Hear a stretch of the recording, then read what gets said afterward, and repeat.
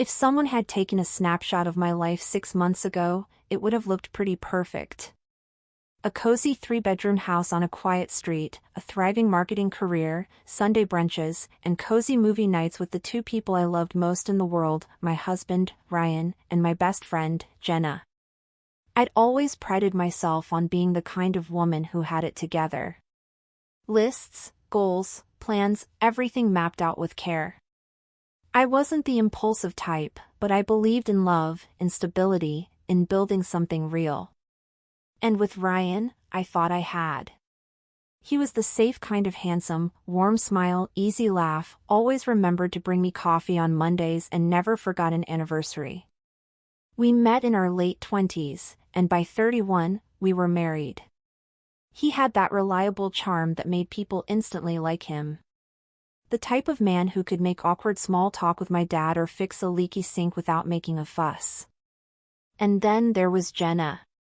Loud, impulsive, magnetic Jenna. We'd been inseparable since college. Where I was cautious, she was daring. I balanced her out, and she brought color into my life. She was the godmother of my niece, my emergency contact, the one I called after every fight, every promotion, every weird dream I needed to dissect over wine. She was always around, coming by after work to borrow my clothes, crashing on our couch after one too many glasses of Pinot, helping Ryan plan my birthday surprise last year. I never questioned it. She was family. Looking back, I can see the edges now, the small things that didn't feel sharp until they cut. Like how Ryan started working late more often, even though he never brought home extra paychecks or complaints about deadlines. Or how Jenna started canceling girls' nights, always with vague excuses, yet somehow still had time to swing by the house when I wasn't home. But I wasn't suspicious. I was in love. In control. Focused. I had bigger things to think about, like finally trying for a baby. Ryan and I had talked about it seriously for the first time in January. We even picked out potential names one night, laughing under a blanket on the couch. I was ready to take that leap. To build our future. That's why I didn't see it. Because I believed in us. In him. In her. I believed that my life, though not perfect, was safe. Built on trust. And that's the hardest part, honestly. Not the betrayal itself, but the fact that I never saw it coming. I was so wrapped up in my plans, in creating something beautiful, that I didn't notice the cracks beneath the paint. I'd smile at the two of them sitting on the patio, laughing over beers, thinking how lucky I was to have a husband and a best friend who got along so well. I never wondered why their laughs would trail off when I walked outside. I chalked up Jenna's sudden new perfume to a hot date she didn't want to jinx. I didn't question why Ryan was so quick to defend her when I joked about her messy habits or wild stories. Because love makes you blind. Trust makes you silent. If someone had told me I was living with two liars under one roof, I would have laughed. That was before the storm. They say betrayal doesn't begin with lies. It begins with silence. At first, I told myself it was just a phase, everyone goes through dry spells. Work stress, changing seasons, a little emotional distance. But then, it stopped feeling like a phase. It started feeling like I was the only one trying.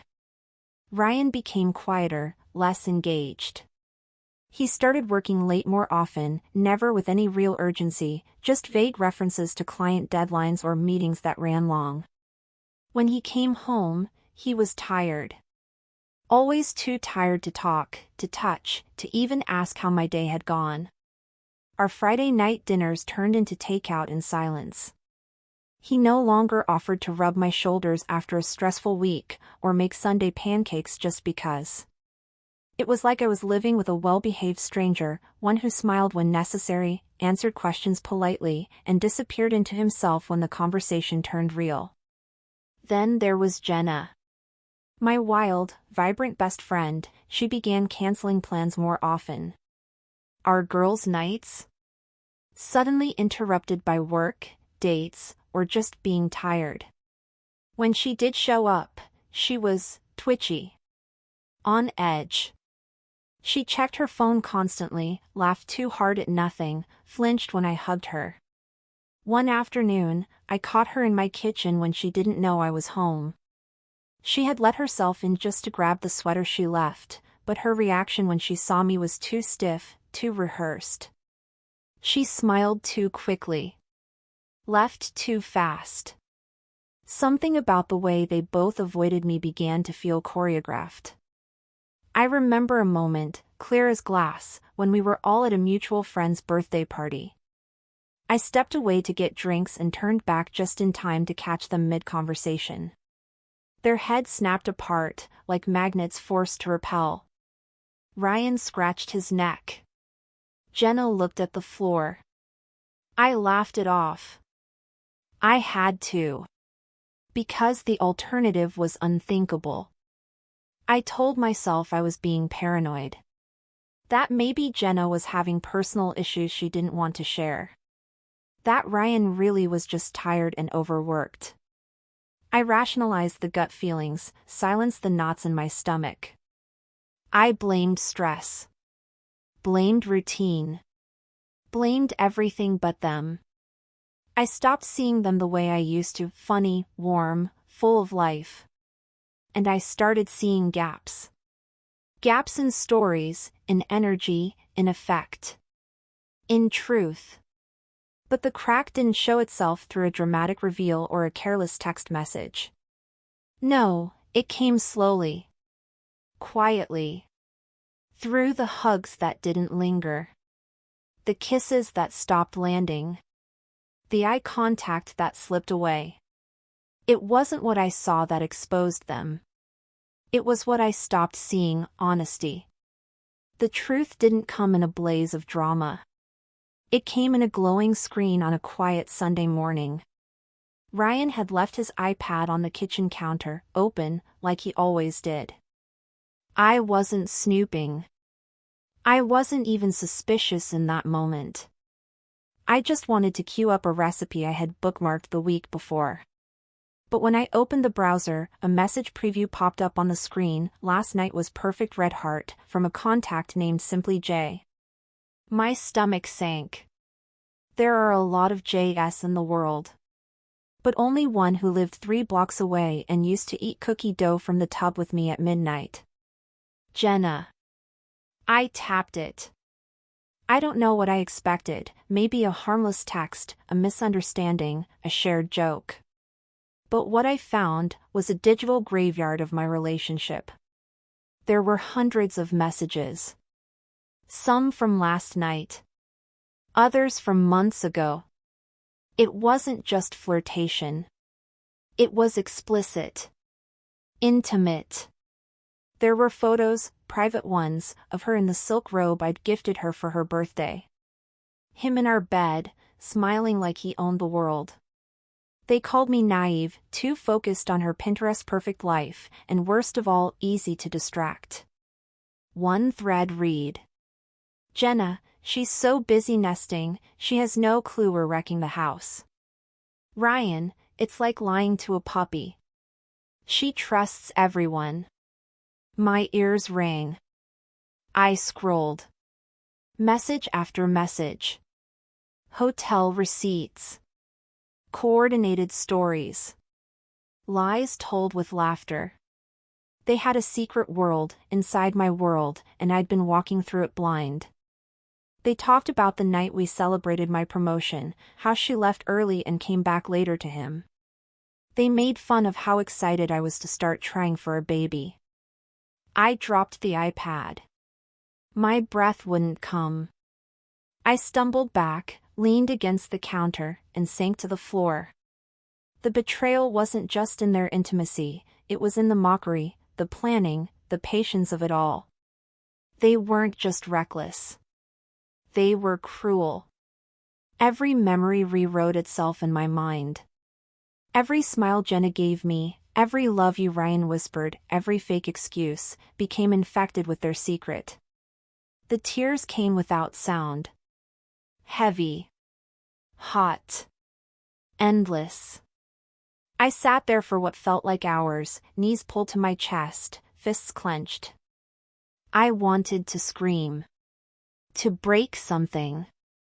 But all I could do was stare at the shattered reflection of my life on that stupid iPad screen. How could they? My best friend. My husband. The two people I loved most. It wasn't a drunken mistake or one bad night. They planned this. Maintained it. Grew it like a garden while salting the soil of my marriage. They didn't just cheat. They built a world where I was the fool. I didn't scream. I didn't throw the iPad across the room. I didn't even confront them. Instead, I stood up, washed my face, and made coffee. Rage wanted to burst from my skin, but something colder took over: focus. If they had spent months crafting their betrayal, I could spend a few weeks designing their downfall. I backed up every message. Screenshots. Photos. I uploaded everything to a private cloud folder and password protected it. I searched through emails, call logs, receipts. I stopped seeing them as people and started seeing them as a case file. Then I called my friend Mia. She's a lawyer, sharp, discreet, fiercely loyal. I'd once helped her through a rough divorce. Now it was her turn. I haven't told them I know, I said. I need to move smart, not fast. Her voice was calm. Then let's talk strategy. Mia explained my options. Since the house was mine before the marriage and I never added Ryan to the deed, he had no legal claim. It was protected. The same went for my savings, separate account, untouched. The advantage was mine. That night, while Ryan texted Jenna from the other side of the couch, I smiled politely and mentally redrew the map of my life. I wasn't the woman being cheated on, I was the woman preparing the exit strategy. The next morning, I contacted a locksmith. I need the locks changed. Quietly. He didn't ask questions. By the end of the day, I had new locks, new security codes, and every shared account closed or separated. I made appointments with a property manager to get backup documentation and ensure everything I owned was legally accounted for. I didn't stop being polite. I still cooked dinner. Still kissed Ryan goodnight. Still replied to Jenna's texts with hearts and exclamation points. I played my role perfectly. Because payback works best in silence. Every night, I'd open that folder and scroll. Not to hurt myself, but to remember why I was choosing revenge over reaction. I wasn't going to cry in front of them. I wasn't going to beg or scream or ask why. I already knew why, because they were selfish. Because they thought I was too soft to fight back. They thought betrayal would break me. But what they didn't know is, grief sharpens a woman. It turns tears into tools. Pain into preparation. They thought I'd shatter. But I was already drafting the blueprint for their exit. The hardest part wasn't discovering the affair. It was pretending I hadn't. For 2 weeks, I watched them tiptoe through my life like thieves still debating whether they've gotten away clean. I smiled through dinners. I replied to Jenna's texts with emojis. I kissed Ryan goodnight with lips that felt like armor. But I had a date circled on my calendar. A day they would never forget. It was a Saturday, sunny, clear, almost cinematic. I knew Jenna was coming over that day. She'd send a text to Ryan that morning, "Can't wait to celebrate us. I love you." Cute. I waited until they'd opened a bottle of wine, my wine, and made themselves cozy in my living room, on my couch, under the roof I bought with my own money. They looked like a couple playing house. That was when I walked in. Ryan's head snapped around so fast I thought he'd get whiplash. Jenna went pale, eyes darting between the wine glass and the front door like she was trying to teleport. "Hey," I said calmly, stepping inside. "Hope I'm not interrupting." Neither of them spoke. I walked over to the coffee table and gently placed 2 envelopes down. Cream-colored, thick paper. The kind you'd use for wedding invites or, say, eviction notices. Ryan finally found his voice. "Listen, babe." "Don't," I said, holding up a hand. "Just open it." They each tore into their envelope like children opening a report card they already knew was bad. "Wait, what is this?" Jenna blinked. "Is this legal?" I pulled out a neatly folded document from my bag. "This is the property title for the house. See this clause?" I pointed to the section highlighted in yellow. "Sole ownership. No marital claim. No tenancy." I looked straight at Ryan. "You don't live here. Not legally. Not anymore." Then I turned to Jenna. "And you? You never did. You're a trespasser in expensive mascara." Ryan stood up, eyes wide. "Can we talk about this? Just you and me." "Oh, now you want honesty," I said, shaking my head. "You should have tried that between the cheating and the lying." Jenna tried tears next, weak, watery sobs. "I didn't mean for it to happen like this." "Then maybe you should have picked a cheaper hotel instead of my bedroom," I snapped. They were unraveling, the both of them. Ryan pacing, Jenna sniffling. I'd never seen them look so small. I opened the door and let the late morning sunlight pour in. "You have 72 hours, I said flatly. "But pack faster if you want to keep your dignity." Ryan looked like he might protest again, but something in my expression must have told him better. I walked over to the kitchen, poured myself a glass of the wine they'd opened, and raised it slightly. "To your future. Wherever that may be." Then I walked upstairs. I didn't slam the door. I didn't cry. I just sat on my bed, glass in hand, while they gathered their betrayal and shoved it into boxes. It wasn't just justice. It was poetry. Closing line. They wanted a new life together. I just gave them the gift of nowhere to live. The silence after a storm is never quiet. It's powerful. It hums with freedom. In the days after I evicted my husband and my so-called best friend, the air around me changed. For the first time in months, maybe years, I could breathe without suspicion clouding my lungs. At first, I kept to myself. Let the dust settle. But drama this juicy has legs, and it didn't take long for the story to travel. Texts poured in. "Wait. You kicked them both out? Legend behavior. Tell me it's true. Tell me you served them eviction papers in person." I didn't confirm or deny. I didn't have to.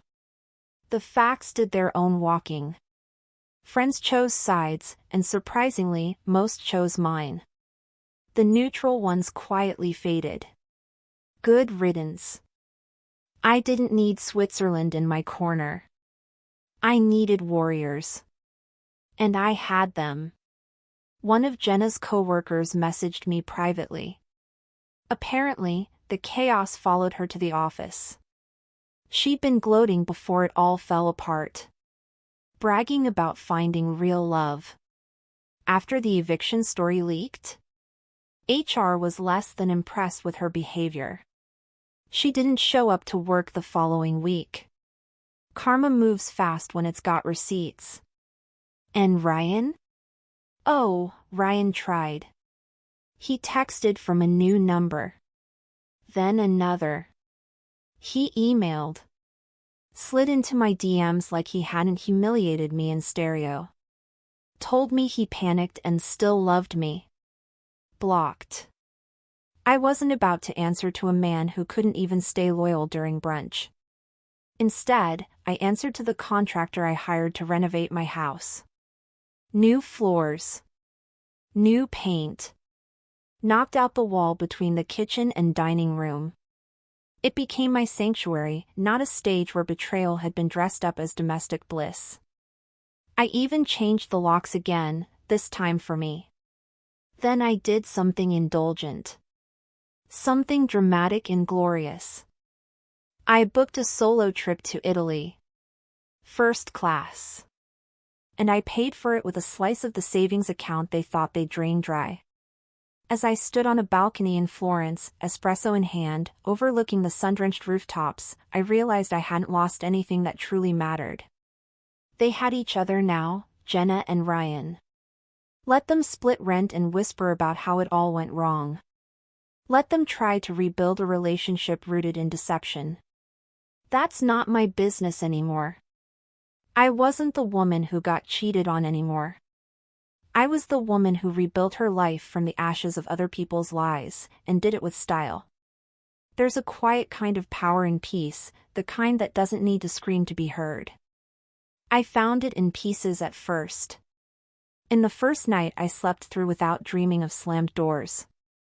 In the first morning I brewed coffee without checking for his mug. In the sound of my own footsteps in a house that was finally mine, unshared, unspoiled, unmuddied by betrayal. After the dust cleared, I didn't just heal. I built something. I started a blog, almost on a whim. Keys and Clarity, I called it. At first, it was just stories, raw entries about what betrayal does to your sense of safety, your identity, your home. But women started responding. Some were whispering secrets they hadn't told their sisters. Others were screaming into the void I'd created, needing someone to hear them. So I kept writing. And then I started adding tips, legal checklists for homeownership, questions to ask before signing any deed, how to protect your assets while loving freely. Before long, an email landed in my inbox from a mid-sized podcast about women, recovery, and reinvention. The host introduced me with a laugh and said, "Today's guest handed out eviction papers like confetti. Let's talk about graceful revenge." And for the first time, I told the story out loud. Not as a victim. Not even as a survivor. As a woman who'd been tested and chose evolution over erosion. I started traveling again. Florence, Bali, Lisbon. Each trip felt like reclaiming the version of myself I'd set aside while playing house with someone who wasn't ready for my kind of fire. I wasn't haunted anymore. Jenna and Ryan became distant background noise, just faces in a chapter one no longer reread. I heard they moved to a one-bedroom outside the city. Someone said they broke up. Someone else said they didn't. I didn't care. One evening, months after everything, I came home after a long walk. The house was golden in the light, fresh paint catching the sunset like a secret kept just for me.